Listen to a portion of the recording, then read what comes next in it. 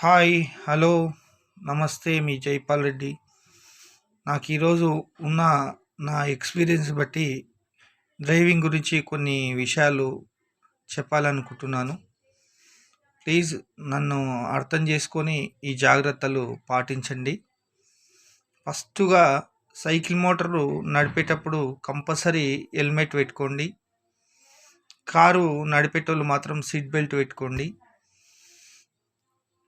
అలాగే మనం కొన్ని టర్నింగ్లు వచ్చినప్పుడు జాగ్రత్తగా కొంచెం స్లోగానే వెళ్ళండి. స్లోగా వెళ్ళకపోతే మనకు కంట్రోల్ కాక ఆ టర్నింగ్లో ఆపోజిట్ ఏమన్నా వచ్చినా ఇబ్బంది అవుతుంది. కాబట్టి మినిమం 30 స్పీడ్లోనే వెళ్ళండి. ఆ టర్నింగ్లలో మనం గమనించి మన చూపు మేరకు మాత్రమే మనం ముందుకెళ్ళాలండి. లేదంటే తర్వాత ఇబ్బందులు ఉంటాయి. మనల్ని నమ్ముకొని మన పిల్లలు, మన ఇంటి వాళ్ళు అందరూ ఎదురు చూస్తుంటారు. మెయిన్ టర్నింగ్లు. ఇంకోటి, ఓవర్టేక్ చేసేటప్పుడు మన కంటి చూపు మేర మనం పోతామనే కాన్ఫిడెన్స్ ఉంటేనే ఓవర్టేక్ చేయండి. లేదంటే చూసి కొంచెం లేట్ అయినా పర్వాలేదు. మనకు జీవితం అనేది ఎంతో విలువైంది. ఒక సెకండు, ఒక నిమిషము లేట్ అయితే ఏం పెద్ద ప్రాబ్లం ఉండదండి. కాకపోతే మనం తొందరపడి ర్యాష్గా వెళ్ళడము, ర్యాష్గా ఓవర్టేక్ చేయడము, ఇలాంటివి చేయొద్దండి. ప్లీజ్ నన్ను నమ్మండి. నేను ఇంచుమించు ఒక 10 సంవత్సరాలుగా రోడ్డు మీద తిరుగుతున్నానండి. ఆ బాధలేంటో నాకు చాలా బాధ అనిపిస్తుందండి. కొందరు యాక్సిడెంట్లు అయ్యి హెల్మెట్ లేక, సీట్ బెల్ట్ పెట్టుకోక కొందరు ఇబ్బందులు పడడము. కాబట్టి ఈ విషయాలు గమనించి నా మాట వింటారని కోరుకుంటున్నాను. ముఖ్యంగా టర్నింగ్లలో జాగ్రత్తగా ఉండాలండి. అలాగే ముందల ఏదైనా వెహికల్ వెళ్తుంటే దానికి డిస్టెన్స్ మెయింటైన్ చేయాలండి. మనము అయితే అంటే ఇప్పుడు హైదరాబాద్ పోవాలంటే మనం మినిమం స్పీడ్లో పోతేనేమో అదే ఎక్కువ స్పీడ్లో పోతేనేమో ఒక గంట పావులో పోవచ్చు. కొంచెం తక్కువ స్పీడ్లో పోతే ఇంకొక 15 నిమిషాలు ఎక్కువ కావచ్చు. కానీ మనం సేఫ్గా వెళ్తామని, మనల్ని నమ్ముకున్న పిల్లలు, మన తల్లిదండ్రులు ఎంతోమంది ఉంటారు. వాళ్ళ కోసమన్నా మనం అర్థం చేసుకొని కొంచెం స్లోగా పోవాలని. అలాగే జాగ్రత్తగా డ్రైవింగ్ విషయంలో తొందరపడొద్దు.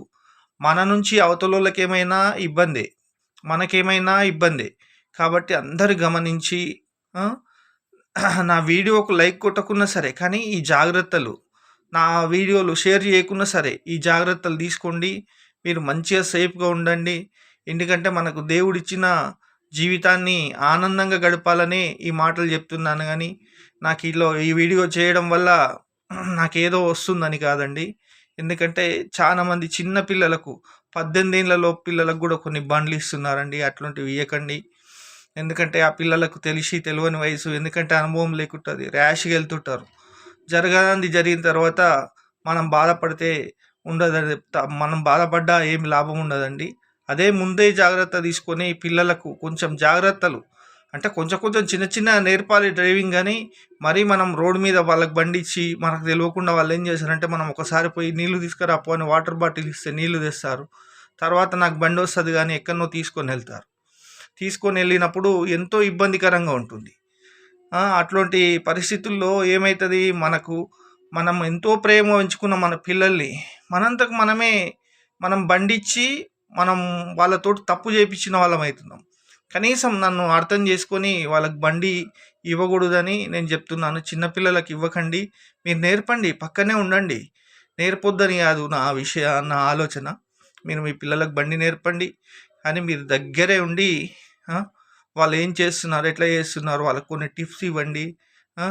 ఈ ఎండాకాలం సెలవులలో మెయిన్ చిన్నపిల్లలు బండ్లు ఎక్కువ నడిపి ఇబ్బందుల పాల్పడుతున్నారండి. ప్లీజ్ నన్ను అర్థం చేసుకోండి.